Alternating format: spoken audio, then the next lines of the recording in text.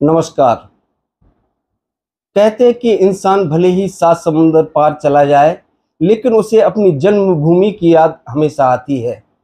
एक ऐसी ही अम्मा मेरे साथ हैं, जिनका जन्म पाकिस्तान में हुआ, लेकिन बंटवारे के समय वह भारत आ गईं। लेकिन उनको आज अपनी जन्मभूमि की याद जरूर आती है।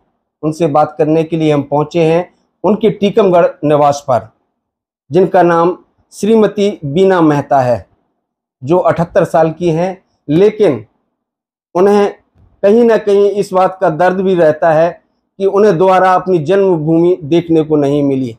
उनके जीवन के सफ़र को हम जानेंगे उन्हीं की जुबानी कि कैसे उनका सफ़र पाकिस्तान से शुरू हुआ और टीकमगढ़ आते आते कितना सफ़र रहा उनका। नमस्कार माता जी। अम्मा बताएं कि पाकिस्तान में आपका जन्म हुआ तो कैसा रहा? पाकिस्तान में जन्म हुआ, फिर आप भारत आए, कैसा सफर रहा ये आपका? कब जन्म हुआ था आपका पाकिस्तान में और कौन से शहर में हुआ था? 1945 में रावलपिंडी में हुआ था। तो आपका परिवार रावलपिंडी में रहता था? क्या हुआ? आपके फादर लोगों ने क्या बताया जब बंटवारा हुआ? हाँ। उस समय गदर हुई। हाँ। क्यों आना पड़ा था छोड़ के आपको? लड़ाई झगड़े हो गए थे, तो हमारे फादर मदर का कहना था कि उसे मार कुटाई हो रही थी। वो कह रहे थे जल्दी खाली करो घर, नहीं तो मार कुटाई होगी। तो उस समय ट्रेनें चल पड़ी थी, उन्होंने बुकिंग करा दी थी। उसी में हम लोग पंजाब आ गए, रिफ्यूजी कैंप में, अम्बाला में। तो जब रिफ्यूजी कैंप में अपने आप मम्मी पापा के साथ आए, तो आपके फादर क्या पाकिस्तान में जॉब करते थे? क्या स्थिति थी आप लोगों? पाकिस्तान में जॉब करते थे ना। तो फिर उसी समय जब लड़ाई झगड़ा हुआ तो हम लोग अम्बाला रिफ्यूजी कैंप में आ गए। उस समय हमारी उम्र 1.5-2 साल की होगी पुणे।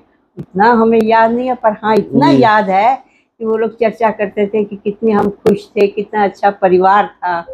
और यहाँ का सिरदर्दी में आ गए। फिर पंजाब में कुछ समय रहे और 4-5 साल बाद मेरे पापा जी का फिर जॉब लग गया।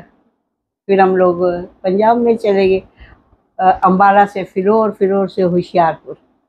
इस तरह से जो होशियारपुर में हमने थोड़ी गांव है जहान किला, वहाँ ज़मीन ले ली, खेती पेती होने लगी। मेरे पिताजी सर्विस करते थे और इसी बीच मेरे पिताजी को अस्थमा का अटैक आ गया। वो डिस्ट्रिक्ट होशियारपुर अस्पताल में ख़त्म हो गए जी। बस उसके बाद फिर क्या, रिश्तेदार लोग आ गए, सब लोग कहने लगे अब कहाँ रहोगे आप लोग, ये ज़मीन वमीन का कौन देखेगा, अब बच्ची बड़ी होगी और कोई है नहीं है यहाँ पे आपका।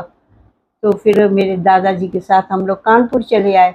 उस समय कानपुर है, मेरे मामा जी लेने आ गए, तो फिर जबलपुर सेटल हो गए। बस फिर जबलपुर ही रह गए। फिर शादी हुई 1965 में, तो 80 में मेरे हस्बैंड एक्सपायर हो गए। बस फिर हमारी जॉब लग गई टीकमगढ़ में, एसपी ऑफिस टीकमगढ़ में। बस जब से हम यहीं सेटल हो गए। अम्मा जैसे जब आप लोग वहाँ से मैंने पाकिस्तान से निकले, उस समय जब 1947 का बंटवारा हुआ और गदर मची उस समय, तो आपके जो पापा मम्मी थे क्या बताते थे, क्या स्थिति थी उस समय? क्योंकि आपका जन्म रावलपिंडी में हुआ है, उस समय क्या स्थितियां बनी थी? जब जन्म हुआ तब तो स्थिति अच्छी थी। वो कहते थे बहुत खुशहाल, बहुत अच्छा खाना पीना, किसी चीज़ की परेशानी नहीं थी रावलपिंडी में, हर चीज़ की सुविधा थी। पर जब ये लड़ाई झगड़े शुरू हुए ना, शुरू में बताते थे कि शुरू में तो आपस में बहुत मेल था आपस में, पर कुछ लोग ऐसे थे कि उन लोगों का कहना था कि खाली करो, और लड़ाइयाँ झगड़े करने लगे, मार कुटाइयाँ करने लगे। तो फिर नहीं, तो जब बंटवारा हुआ 47 का, तो जैसे रावलपिंडी में हिंदू मुस्लिम एक रहते थे, हाँ, इसके बंटवारे के बाद फिर हिंदुओं को वहां से भगाया जाने लगा। हाँ, वो लोग क्या, कुछ तो जैसे मुसलमान थे वो तो कहते थे रह लो, कुछ नहीं होगा, हम हैं। पर ऐसी स्थिति थी, मेरे मम्मी पापा बताते थे कि उस समय रहना ही मुश्किल था। भले ही वो लोग कहते थे रहो, अगल बगल सब वही लोग तो रहते थे, पर उनका कहना था कब तक ये लोग साथ देंगे, जब सभी जा रहे हैं तो हम लोग भी जाते हैं, है कि नहीं, जो होगा देखा जाएगा। तो उस समय रिफ्यूजी कैंप लगे हुए थे, कोई जबलपुर तो कोई लुधियाना में, ताऊ जी लुधियाना रुक गए थे।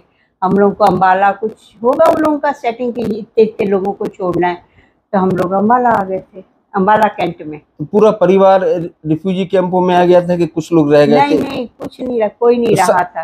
एक हमारे मामा जी थे जो ट्रेन में, उस समय ट्रेनें चलती थी ना, जी। तो ट्रेन में चढ़ते समय उन्होंने हाथ पकड़ा, उनका हाथ छूट गया, वहीं वो खत्म हो गए। तो उनको डेड बॉडी को ही छोड़ के चले आए। हाँ, क्या करते फिर, है कि नहीं। इतनी भीड़ थी, तो मेरी माँ बताती कि ट्रेन में पैर रखने की तो जगह ही नहीं थी, वो चढ़ नहीं पाए बेचारे। और बस हम लोग फिर अम्बाला आके सेटल हो गए 5-6 अम्मा साल। जितना लंबा समय हो गया, 75 साल से अधिक हो गए बंटवारे को, हाँ, 78 साल हो गए हैं, तो आपको कभी लगता नहीं मन में कि एक दिल में टीस हो कि मेरा जन्म रावलपिंडी में हुआ था, तो नहीं, मुझे लगता मुझे है जाना चाहिए वहाँ की अपनी जन्मभूमि से? क्यों नहीं लगता है, लगता है, बहुत लगता है। हम बच्चों से अपने से बताते हैं हम ऐसे थे वैसे थे, ये क्या है हमारा तो घर। अब हमें तो याद नहीं है, पर मामा, अम्मा, हमारे पिताजी, माँ वगैरह सब रिश्तेदार बताते हैं कि वहाँ पे हमारा बहुत बड़ा किला था, बहुत अच्छी, मतलब इकट्ठा तंदूर जलता था, सब लोग इकट्ठे मिलके खाते थे। ये नहीं कि एक उधर, सब इकट्ठे परिवार था। खैर, अभी भी हम लोग तो इकट्ठे ही रहते हैं, जी। पर याद तो आती है अपने जन्मभूमि की। मन भी करता है कि जाए देखे। अब तो बहुत बड़ा हो गया होगा रावलपिंडी, उस समय तो इतना बड़ा नहीं था, अब तो बहुत बड़ा हो गया होगा। जब ये टीकमगढ़ बड़ा हो गया तो रावलपिंडी तो फिर हो ही गया। तो आपको जैसे अभी मौका मिले अम्मा जी जाने का, तो क्या जाने की दिली इच्छा रहेगी? हाँ, चल पड़ेंगे, पर जाएंगे? चल नहीं ना सकते अब तो।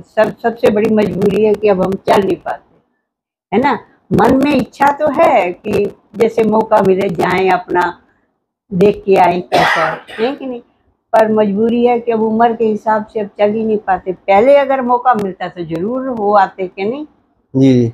और सबसे बड़ी परेशानी, इनके फादर एक्सपायर हो गए, फिर नौकरी की तलाश, फिर बच्चे छोटे, बस ऐसे ही समय निकल गया। ये थी पाकिस्तान में जन्मी श्रीमती बीना मेहता, जो उम्र के अंतिम पड़ाव में भली हैं, लेकिन उनका दिल आज भी अपनी जन्मभूमि रावलपिंडी में बसता है। नरेंद्र जरिया, टीकमगढ़।